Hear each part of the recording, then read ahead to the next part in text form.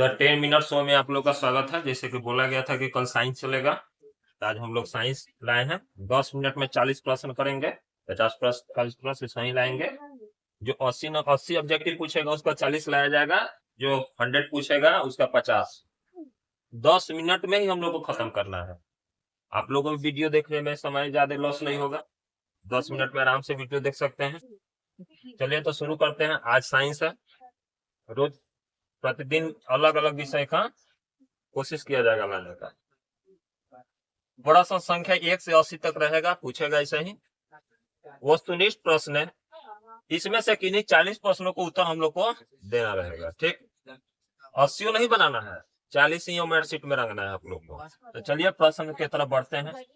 पहला प्रश्न में क्या कर रहा है, विद्युत हीटर के तार की कुंडली बनी होती है। विद्युत हीटर अब सबसे ज्यादा इस्तेमाल हो रहा है। विद्युत हीटर में नाइक्रोम की तार होता है। किसका तार होता है? नाइक्रोम की।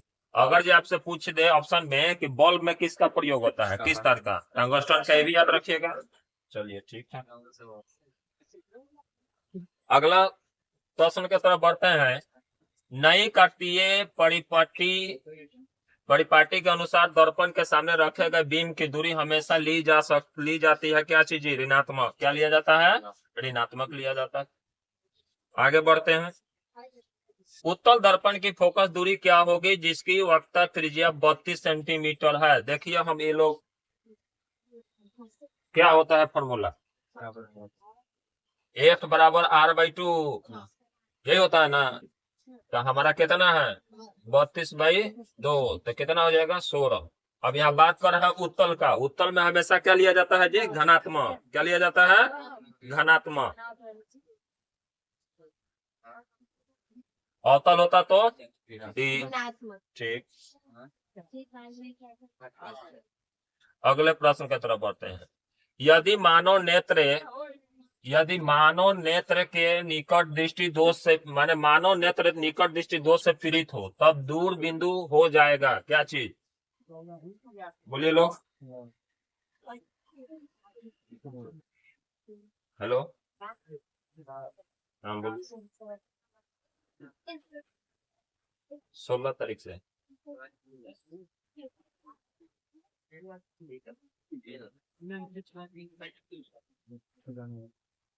अगला प्रश्न की तरफ बढ़ते हैं। यदि मानव नेत्र निकट दृष्टि दोष से पीड़ित है तो अब दूर बिंदु हो जाएगा क्या चीज? अनंत से कम। क्या हो जाएगा? अच्छा, इसका निवारण के लिए कौन सा लेंस का इस्तेमाल किया जाएगा? बोलिए लोग। यहाँ निकट दृष्टि दोष है ना, इसका निवारण के लिए अवतल लेंस। कौन सा लेंस? अवतल लेंस। अच्छा, यही अगर जो रहेगा दूर बिंदु रहेगा तो अलग अलग मानव नेत्र के लिए अलग अलग होता है। ठीक, यदि मानव नेत्र दूर दृष्टि दोष से पीड़ित है, अब समझिएगा लोग, मानव नेत्र दूर दृष्टि दोष से पीड़ित है। यहाँ निकट दृष्टि दोष से पीड़ित है, यहाँ दूर दृष्टि दोष से पीड़ित है, तब नेत्र द्वारा बना प्रतिबिंब बनेगा रेटिना के पीछे। कहाँ बनेगा? रेटिना के पीछे। अगर जो निकट दृष्टि दोष होगा तो प्रतिबिंब कहाँ बनेगा? रेटिना के आगे। कौन सी घटना के कारण तारे आकाश में टिमटिमाते नजर आते हैं? 4 ऑप्शन है, बोलिए लोग कौन कौन सा होगा? प्रकाश का अपवर्तन कमंडल में, या प्रकाश का अपवर्तन कांच में, प्रकाश का अपवर्तन पानी में। ये तो दोनों है नहीं, आकाश में चमकता है तो आकाश वाला ऑप्शन होगा, तो ये होगा हम लोग का वायुमंडल वाला। ये तो पढ़ के भी ऑप्शन से भी दिमाग लगा सकते हैं आप लोग। कांच में प्रकाश का अपवर्तन होगा तो उससे तारे टिमटिमाने का कोई सेंस नहीं है। पानी में अपवर्तन होगा तो उससे भी तारे का टिमटिमाना कोई सेंस नहीं है। सेंस तो यहाँ होगा वायुमंडलीय अपवर्तन के कारण। अगले प्रश्न की तरफ बढ़ते हैं। तेल लगा कागज क्या करता है? तेल लगा कागज हमेशा बोलिए कैसा सतह कार्य करता है? तो अपवर्तित सतह जैसा। ठीक, पूरा तो दिखाई नहीं देगा लेकिन थोड़ा धुंधला धुंधला दिखाई देता है। निम्न में से कौन सा कथन सत्य है? निम्न में से कौन सा कथन सत्य है? तो जूल बराबर कूलम इंटू वोल्ट। अगला, चुंबकीय बल रेखा की प्रकृति होती है। चुंबकीय बल रेखा की प्रकृति होती है काल्पनिक। अच्छा, निम्नलिखित में कौन सा सूत्र दर्पण लेंस दोनों में लागू होता है? तो दर्पण लेंस दोनों में लागू होता है, एगो यही है, R बराबर 2S। अब ऊपर लिखे थे ये होता है लेंस का, ये होता है, याद रहेगा ना। प्रायः स्विच लगाए जाते हैं गर्म तार में, किस में लगाए जाते हैं, गर्म तार। अगला क्वेश्चन की तरफ बढ़ते हैं हम लोग। डायनोमो में लगा कुंडली किस धातु का बना होता है, तो तांबे का तार लगता रहता है कुंडली। एसी जनरेटर में कौन सा धारा प्राप्त होता है, देखो कितना बढ़िया सवाल पूछ रहा है, कौन है कि एसी में कौन सा विद्युत धारा होगा, तो परिवर्तीय धारा होगा, ठीक। धारा डीसी मोटर में होता है। इनमें कौन से अच्छे ईंधन की विशेषता नहीं है, अच्छे ईंधन की विशेषता क्या नहीं हो सकता है, तो अच्छे ईंधन की विशेषता ये होगा कि ये दहन की दर संतुलित होनी चाहिए, ये गलत है। उष्मीय मान अधिक होना चाहिए, सही है। ज्वलन ताप उच्च होना चाहिए, भी सही है। और दहन की दर संतुलित होनी चाहिए, ये गलत है। अगला जीवाश्म ईंधन है, समाप्त है। पर्यावरण प्रदूषित करता है, दोनों है, पर्यावरण को भी प्रदूषित करता है और समाप्त भी है। अगला प्रश्न पूछ रहा है कि विभवांतर किसमें गति प्रदान करने का कार्य करता है, तो विभवांतर जो है वो इलेक्ट्रॉन में गति प्रदान करने का कार्य करता है। न्यूट्रॉन और प्रोटॉन तो अस्थायी होते हैं। आगे लंबाई बढ़ने से तार का प्रतिरोध क्या होगा, बढ़ेगा, लंबाई बढ़ने से तार का प्रतिरोध भी बढ़ेगा। अगला क्वेश्चन की तरफ बढ़ेंगे। बीम को अवतल दर्पण के सामने, बीम को अवतल दर्पण के सामने किस स्थिति में रखा जाए कि प्रतिबिंब क्लापनिक बने, ठीक। माने कोई भी प्रतिबिंब बनावे खातिर क्लापनिक हमनी के दर्पण के सामने कहाँ रखा जाएगा, तो फोकस और ध्रुव के बीच में। अगला, ये बीपीएससी में भी आया था कि एग्जाम में ये प्रश्न आया था, यदि भी बराबर IR है जहां संकेत विशिष्ट राशि को निरूपित करता है, यह समीकरण किस नियम का पालन करता है, जहां भी बराबर IR है तहां ओम का नियम है, क्या है, ओम का नियम है। टेस्ला किस भौतिक राशि का SI मात्रक है, सबको जानता है चुंबकीय क्षेत्र में टेस्ला। अच्छा, विद्युत धारा का मात्रक एम्पियर, किसका होता है, विभवांतर का वोल्ट, याद रखिएगा लोग। फैराडे ने विद्युत चुंबकीय प्रेरणा के कितने नियम का प्रतिपादन किया था, तो 2। निम्न में कौन ऊर्जा का स्रोत नहीं है, कपड़ा, डीजल और कोयला तो ऊर्जा का स्रोत है, ठीक। किस गैस का उपयोग खाना बनाने में किया जाता है, नहीं किया जाता है, CNG किया जाता है, तो LPG, बायोगैस, कोयला। अच्छा, CNG का मुख्य घटक क्या होता है, मेथेन, LPG का प्रोपेन और ब्यूटेन। रासायनिक अभिक्रिया के दौरान किस पदार्थ का ऑक्सीजन का ह्रास होता है, वो क्या कहलाता है, तो वो कहलाता है अपचयन। ऑक्सीजन का संयोग हो तो उपचयन।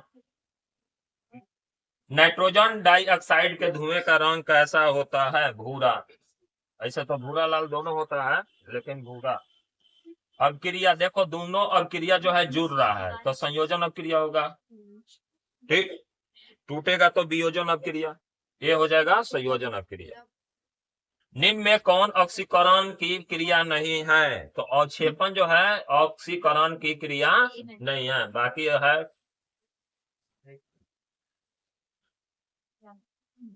अगला प्रश्न कर है, निम्नलिखित में कौन सा प्राकृतिक सूचक है, तो हल्दी होता है ना। इनमें कौन सा गंधीय सूचक है, प्याज, लौंग का तेल, इनमें सभी हो जाएगा।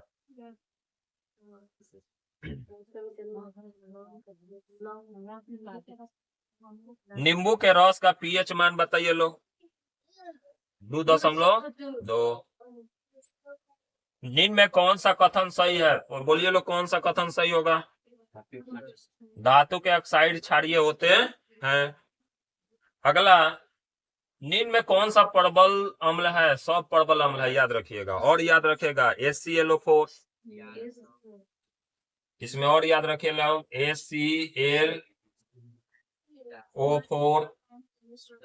HBr, HI, HClO3, ये सब जो होता है वह क्या होता है, प्रबल अम्ल होता है। H2SO4, HCl, HNO3, HClO4, HBr, HI, HClO3, ये सब क्या है, प्रबल अम्ल है, ठीक, याद रखिएगा। अगला क्वेश्चन है धोबिया सोडा का रासायनिक सूत्र बताइए लोग। Na2CO3H10H2O। निम्न में कौन विजातीय यौगिक है? विजातीय यौगिक बनाना है प्लास्टर ऑफ पेरिस। इस्पात में कितना प्रतिशत कार्बन होता है? तो बता देते हैं 2%। ऐसे होता है 0.05% से लेके 2.2% के आसपास।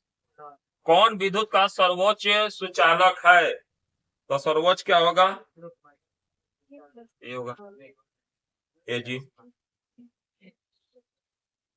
निम्नलिखित में किस धातु को केरोसिन में डुबा के रखा जाता है? सोडियम, पोटेशियम, ये सबको क्या रखा जाता है? केरोसिन में डुबा के रखा जाता है।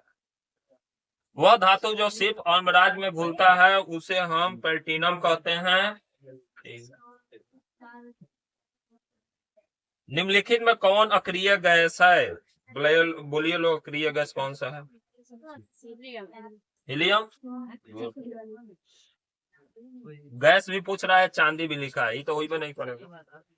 चांदी की परमाणु संख्या होती है, बोलिए लोग। 47। गुड। 44 किसका होता है? रुथेनियम का। प्लेडियम का 46। ब्लेडनम का 42। ठीक। द 10 मिनट्स हो, यानी 10 मिनट में 40% का डिस्कशन समाप्त हुआ। इसको याद करिएगा लोग, देख भी लीजिएगा लोग। चैनल को लाइक और शेयर और सब्सक्राइब कीजिएगा लोग, और दोस्तों के पास भी शेयर कीजिएगा, जिससे हम लोग का भी फायदा हो, जो अंतिम समय है। ठीक। इसी के साथ आज का द 10 मिनट्स हो समाप्त। फिर कल एक नया विषय के साथ उपस्थित हो गए।